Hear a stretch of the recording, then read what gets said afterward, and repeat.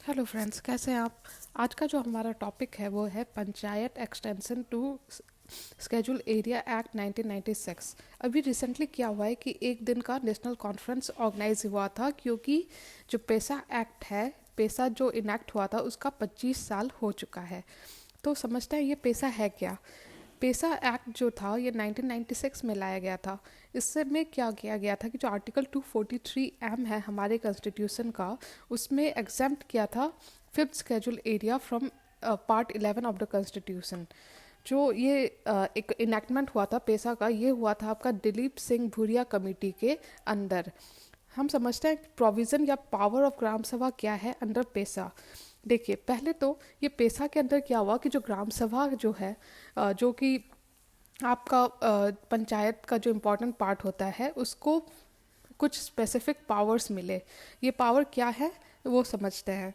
Power of mandatory consultation, मतलब कि कुछ भी अगर लैंड एक्विजिशन रिलेटेड या एलियनेशन ऑफ लैंड या रिस्टोरेशन ऑफ एलियनेटेड लैंड, मतलब ज़मीन रिलेटेड जो भी इश्यूज थे उसके ऊपर ग्राम सभा के पास पावर था कि कंसल्ट किया जाएगा ग्राम सभा को विदाउट, मतलब पहले कोई भी डिसीजन लेने के लिए लैंड रिलेटेड, मतलब लैंड रिलेटेड कोई भी डिसीजन होगा तो उसमें स्पेशली कंसल्ट किया जाएगा ग्राम सभा को। दूसरा जो इससे फ़ायदा हुआ कि जो भी इंस्टीट्यूशंस थे या फंक्शनरीज थे in all social sector and local plan, मतलब कि ग्राम सभा के पास ये पावर था कि वो सारे इंस्टीट्यूशन और फंक्शंस को कंट्रोल्स कर सके जो कि लोकल प्लान से रिलेट करते थे। दूसरा पावर। तीसरा कि मैनेज माइनर वाटर बॉडीज़, मतलब कि जो भी छोटे वाटर के सोर्स थे, माइनर वाटर बॉडीज़ थे या माइनर फॉरेस्ट प्रोड्यूस थे, उन पे उनको मैनेज करने का या कैसे मैनेज होगा इसका भी पावर था ग्राम सभा के पास अंडर पेसा। जो चौथा है कि रेगुलेट और सेल करना, मतलब कि अगर लीकर सेल हो रहा है या विलेज मार्केट का इशू है या मनी लैंडिंग का इशू है, तो उसमें भी ग्राम सभा के पास स्पेशल पावर आ गया अंडर पेसा एक्ट।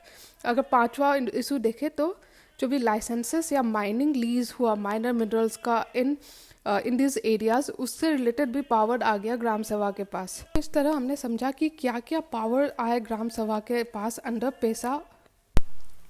तो जब ये पावर आया ग्राम सभा के पास, तो इसका बहुत ज़्यादा सिग्निफिकेंस था। सिग्निफिकेंस क्यों? क्योंकि ये एक तो एक सब्सिडियरिटी का भी रूल फॉलो कर रहा है कि जो ग्राम सभा है वो ग्राउंड सिचुएशन को सबसे ज़्यादा समझता है और इसलिए सबसे बेटर पोजीशन में है चीज़ों को समझने और इम्प्लीमेंट करने में। अगर एक एक करके समझते हैं सिग्निफिकेंस क्या हुआ पेसा का। पहला तो कि इसने एम्पावर किया ग्राम सभा को कि वो की रोल प्ले करे इन अप्रूविंग डेवलपमेंटल प्लान्स, मतलब कि जो भी प्लान्स हो, चाहे वो फॉरेस्ट एरिया से हो या ज़मीन रिलेटेड हो, तो उसमें ग्राम सभा के पास एक स्पेशल पावर आ गया कि वो डिसाइड कर सकता है कि कैसे चीज़ें हों। दूसरा कि ट्राइबल इंटीग्रेशन, जो ग्राम सभा है उनके पास जब पावर गया तो क्या हुआ कि जो लोकल ग्रीवेंसेस थे, ट्राइबल पॉपुलेशन के ग्रीवेंसेस थे, और एक ट्रस्ट जो ट्राइबल्स में ज़रूरत होती है कि हम ट्राइबल्स के साथ ट्रस्ट बनाए, वो हम कर पाए थ्रू पेसा। तीसरा कि इकोसिस्टम, जो ग्राम सभा है वो ग्राउंड सिचुएशन को समझ रही है, तो इकोसिस्टम या फॉरेस्ट एरिया या कैसे एनवायरनमेंट को बचाए उसके बारे में भी सस्टेनेबली ग्राम सभा बेटर पोजीशन में होती है सोचने के लिए और डिसाइड करने के लिए। तो इसलिए पेसा के थ्रू ग्राम सभा जो है वो इकोसिस्टम के साथ जो कनेक्शन था उससे और बेटर हुआ।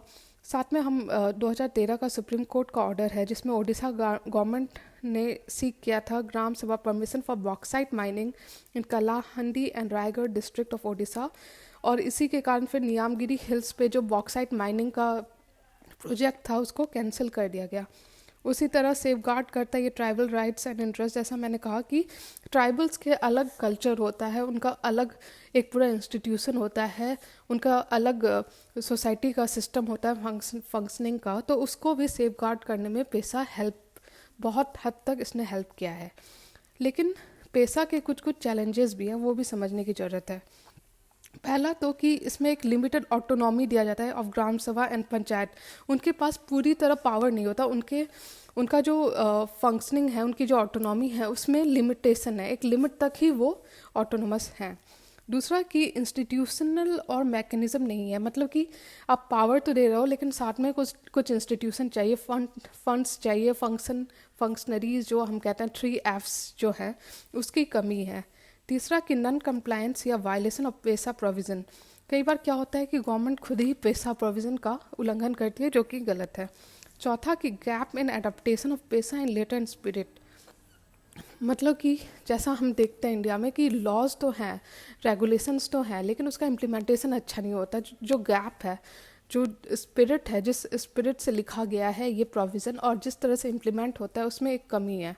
पांचवा है कि जो पैसा implementation overseen by people lacking understanding of travel culture, मतलब कि जो ऑफिसर्स या जो लोग पैसा का इम्प्लीमेंटेशन देख रहे हैं उनको ग्राउंड सिचुएशन या जो ट्राइबल कल्चर है या जो लोकल पूरा सिस्टम है उसकी समझ नहीं है, उसके कारण प्रॉब्लम क्रिएट होती है। लास्ट पॉइंट है कि अवेयरनेस की भी कमी है अबाउट पैसा अमॉन्ग्स ट्राइबल कम्युनिटी, मतलब कि जो लोग हैं, जो ट्राइबल्स हैं, उनको भी नहीं पता कि उनका ये राइट है, ऐसा कोई रेगुलेशन है पैसा नाम का, तो वो एक कमी दिख रही है। तो ये पैसा रूल्स का हमने लिमिटेशन समझा। अब बात है कि आगे कैसे बढ़ा जाए। जो जल जंगल और ज़मीन की जब हम बात करते हैं तो कैसे आगे बढ़ा जाए ताकि ट्राइबल राइट्स और बेटर प्रोटेक्ट हो ऑफ ट्राइब्स थ्रू पैसा और रिफॉर्मेशन हो। तो इसमें आपका पहला पॉइंट है कि इम्प्लीमेंट करने की ज़रूरत है municipality extension to schedule area. दूसरा पॉइंट है कि framing of PESA rule better होने की ज़रूरत है।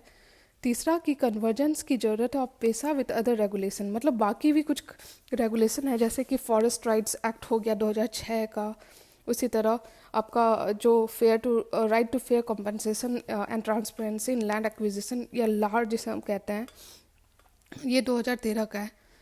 तो इंस्टेड ऑफ फ्रैगमेंटेशन ज़रूरत है कि इंटीग्रेट किया जाए ये अलग अलग रेगुलेशन पैसा के साथ ताकि यूनिफॉर्मिटी आए इम्प्लीमेंटेशन में। नेक्स्ट पॉइंट है new tribal community developmental model की ज़रूरत है। और लास्टली जो लैंड एलिनेशन होता है, जो फॉरेस्ट लैंड या जो ट्राइबल लैंड्स है उसके एक्विजिशन में बेटर रेगुलेशन और लॉज की ज़रूरत है। तो इस तरह से हमने समझा कि कैसे पैसा को हम कैसे इम्प्लीमेंट कर सकें। सबसे पहले हमने समझा क्या होता है पैसा, उसके बाद हमने समझा क्या चैलेंजेस हैं, क्या सॉल्यूशन है, और साथ में लास्टली हमने समझा वे फॉरवर्ड। आई होप कि आपको वीडियो अच्छा लग रहा हो। अच्छा लग रहा है तो प्लीज़ लाइक कीजिए, शेयर कीजिए और साथ में सब्सक्राइब कीजिए। Thank you.